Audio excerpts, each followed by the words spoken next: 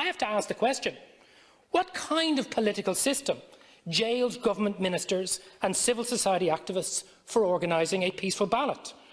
What kind of government sends in armed guards and soldiers to beat peaceful protesters off the streets? The sentencing of Catalan politicians and civil society activists casts more than a dark shadow over Spanish democracy. It calls into question that democracy itself. And I have a message for the Spanish government and their ambassador Castro here.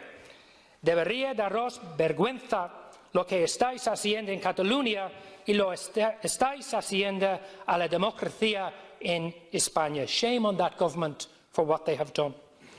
What recent events in Catalonia and Spain show is that this is not an internal matter for Spain. This is a fundamental matter of democracy and human rights, and the Spanish government is in clear breach of the values and the treaty law of the European Union and the member states that uphold it. So the only way to resolve this situation is through independent international mediation. And for anything short of that, for people to argue anything short of that kind of intervention makes you complicit in the single biggest breach of basic democratic principles in Europe in decades. So